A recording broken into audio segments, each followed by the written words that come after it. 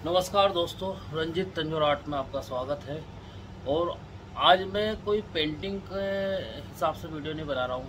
मैं आज कोई और विषय पर वीडियो बना रहा हूँ। एक आम नागरिक होने के नाते, एक हिंदू होने के नाते ये वीडियो मैं बना रहा हूँ। जैसे कश्मीर फाइल में जिस तरह से हिंदुओं का नरसंहार हुआ और हिंदू धर्म के जो आघात पहुँचा है, वैसे ही एक और फिल्म आई है केरला स्टोरी।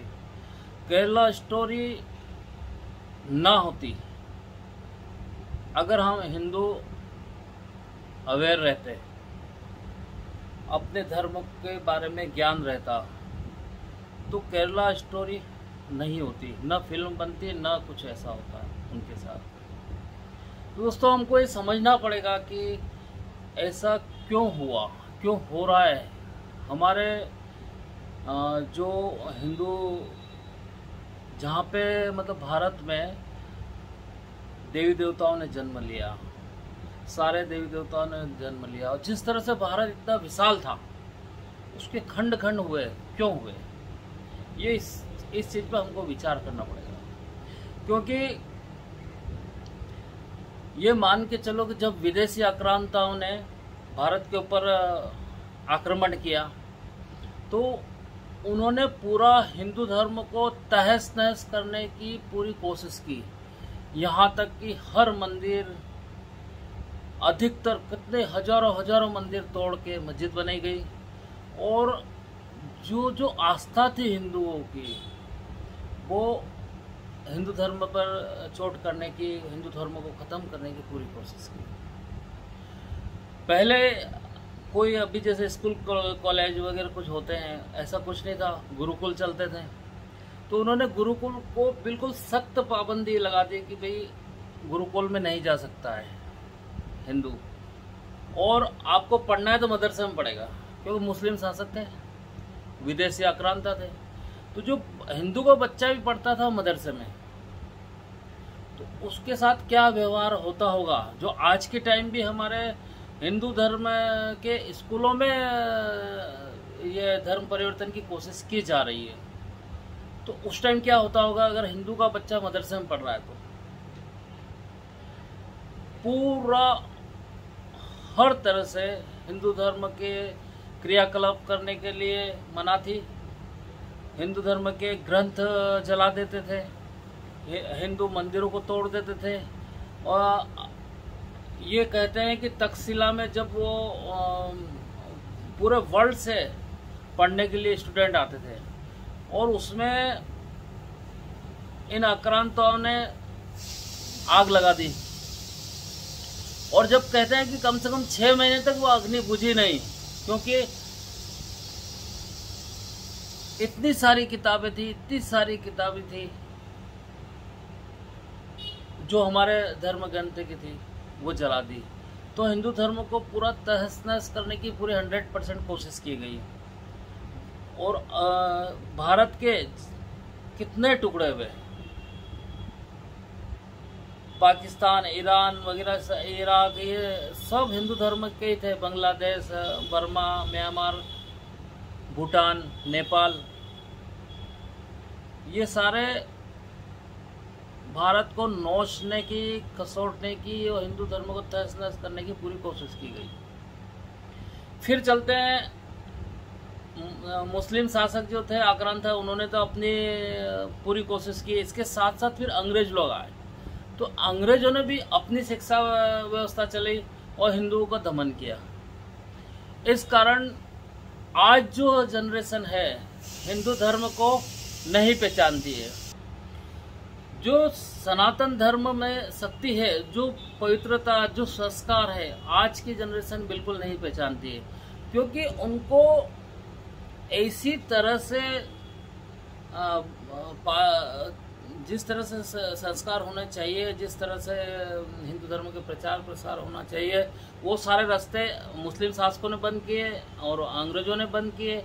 और ऐसी शिक्षा व्यवस्था चली जिससे कि शिक्षा तो मिल रही है, पर धर्म का प्रचार नहीं हो रहा है। और लाखों करोड़ों साल से चल रहा सनातन धर्म, उसको पूरा आज भी खत्म करने की पूरी योजना चल रही है। दुर्भाग्य से भारत का विभाजन हुआ, पाकिस्तान बना, बांग्लादेश बना, पर भारत का दुर्भाग्य है कि ऐसे शासक आए कि उन्होंने हिंदू धर्म के खिलाफ ही हर काम किया है। हर मुस्लिमों को हर तरह से सहायता दी, उनके धर्म का आदर करते, वोट बैंक जो उनको मुस्लिम में नजर आता था, वह हिंदू को कभी भी ऐसा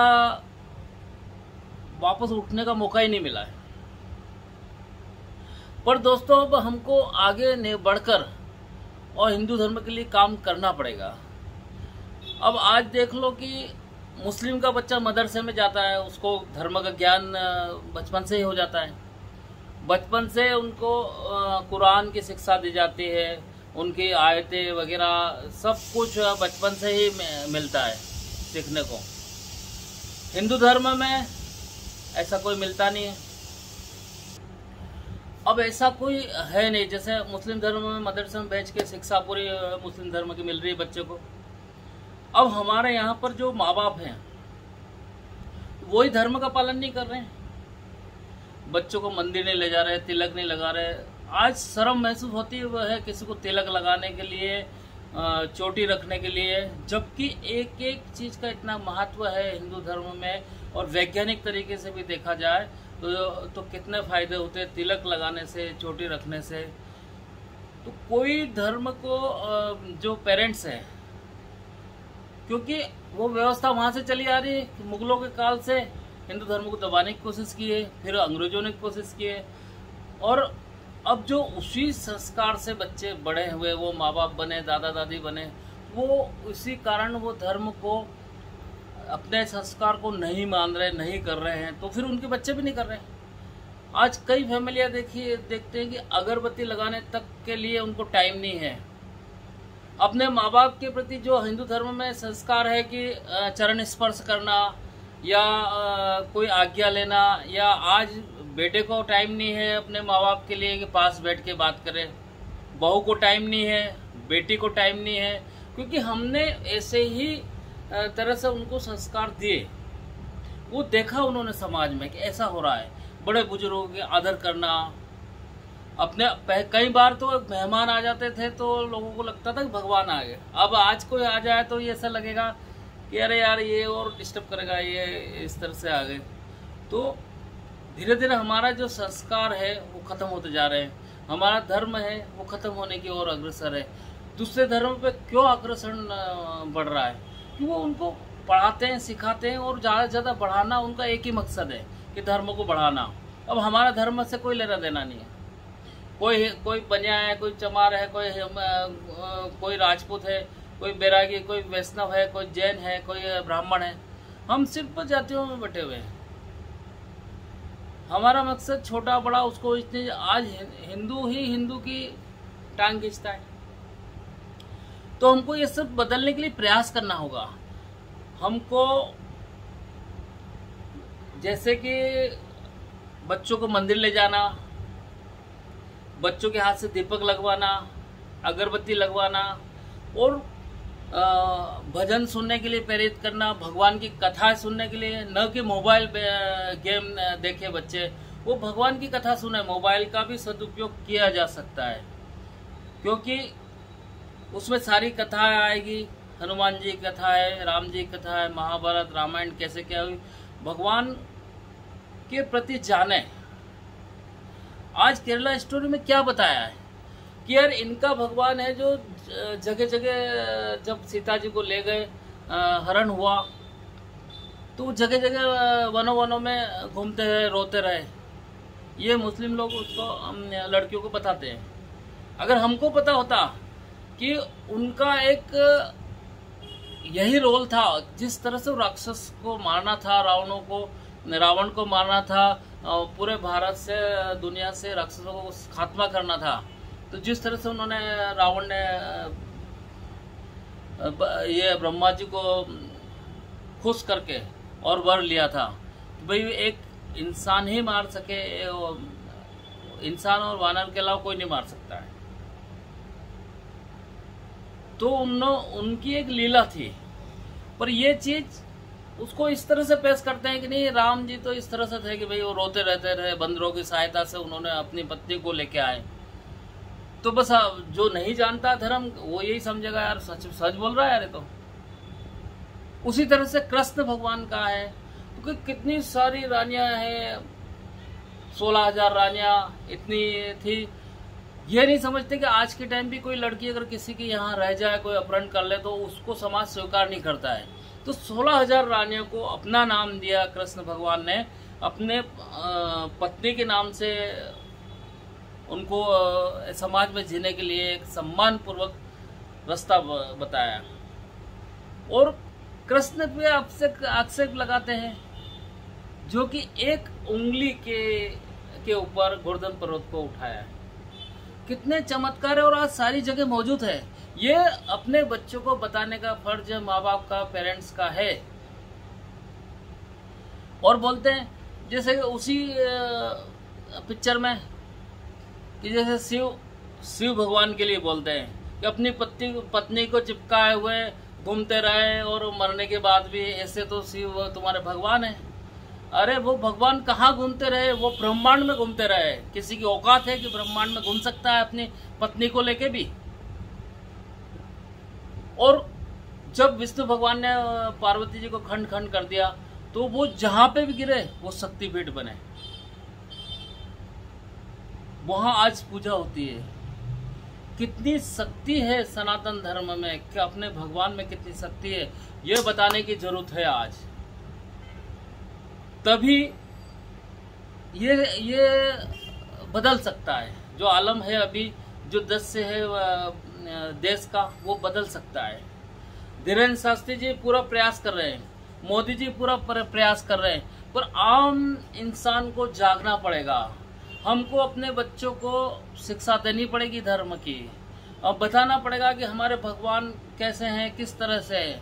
वो तो हनुमान जी के ऊपर भी कुछ कुछ बोलते हैं ये लोग, क्योंकि इनका तो मकसद यही है कि हम हिंदू धर्म से मुस्लिम धर्म कन्वर्ट कराना। और ये जो आतंकवादी है वो यही कर रहे हैं। तो अगर हम अपने बच्चों को अच्छी शिक्षा दे के रखेंगे तो कोई केरला स्टोरी नहीं बनेगी, न कश्मीर फाइल बनेगी, और सब अपने धर्म की ताकत पहचानेंगे। और जो एकता में शक्ति है वो बिखराव में नहीं है। कहते हैं कि एक टहनी को तो कोई भी तोड़ सकता है, पर अगर वही 20-25 टहनी हो तो उसको एक साथ कोई नहीं तोड़ सकता, एक एक करके कोई भी तोड़ सकता है। तो हमको हमारे धर्म के प्रति हमको पहले समझना है, सीखना है, और हमको हमारे बच्चों को समझाना है। अब आज के माँ बाप को भी ये चीज पता नहीं है कि हमारे धर्म के प्रति, भगवान के प्रति, क्योंकि आजकल सब सिर्फ पैसे कमाना है और अपने ऐश आराम करना है। अपनी आज से ही निकलना चाहिए, कल देखा जाएगा। यही सोच के कारण आज भारत की दशा बिगड़ रही है, भारत के टुकड़े हो रहे हैं। हर सनातन को जगना होगा और उसमें पूर्ण प्रयास करना होगा। सिर्फ बातों से या कथा सुनने से भी नहीं होगा। हमको हमारे दैनिक जीवन में सनातन को पहचान कर और उन संस्कार के हिसाब से चलना पड़ेगा। तभी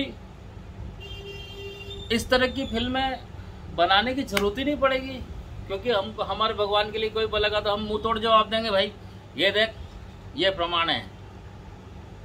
और सब प्रमाण है, पूरे विश्व में भगवान के प्रमाण मिलते हैं। कहते हैं पूरे वर्ल्ड में ही सनातन धर्म था। आज भी कई देशों में मूर्तियां निकलती है, मंदिर निकलते हैं। ये बात अलग है कि वो बताते नहीं है, वो छुपा देते हैं वहां के लोग।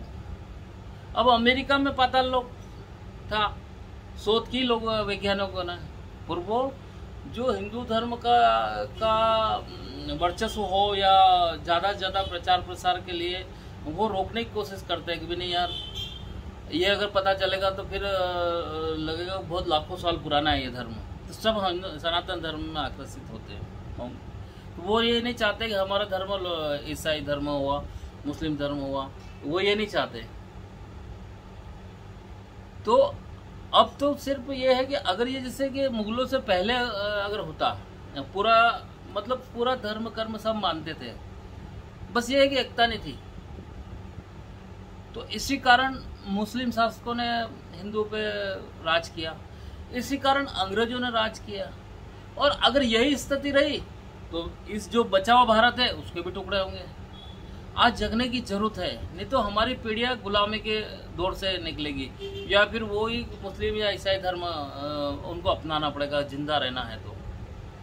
तो हिंदू धर्म को बचाने के लिए और अपने बहु बेटी और बच्चों को बचाने के लिए हमको हिंदू धर्म के प्रचार प्रसार में और हिंदू धर्म की ताकत को पहचान के और इसको आगे से आगे हमको जैसे हमारे बच्चों को प्रेरणा देना, सिखाना, ये बहुत ज़रूरी हो गया है।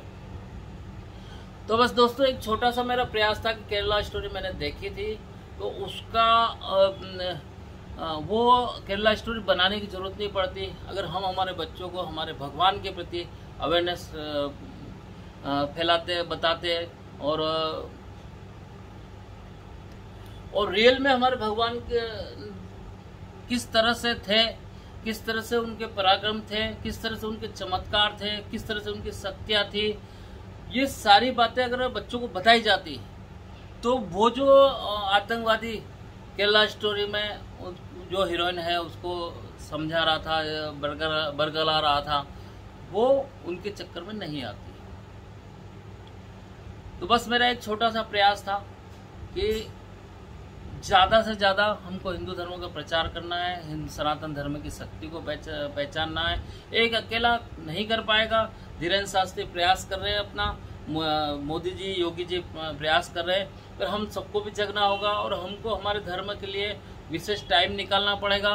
मंगलवार के दिन हम कोशिश करें कि हमारे बच्चों को या हम मंदिर जाएं, तिलक लगाएं और जो हमारे चोटी रखें और पूरे संस्कार का पालन करें।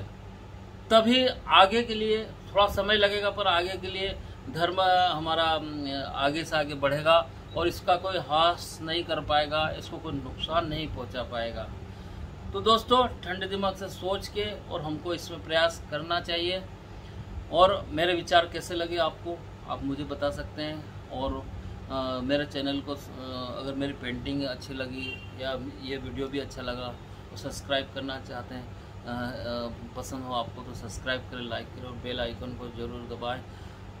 और दोस्तों, लास्ट में यही कहूँगा, जय भारत हिंदू राष्ट्र और सनातन धर्म की जय। और हमको सनातन धर्म को और मजबूत करना है। जय हिंद दोस्तों, जय हिंदू राष्ट्र।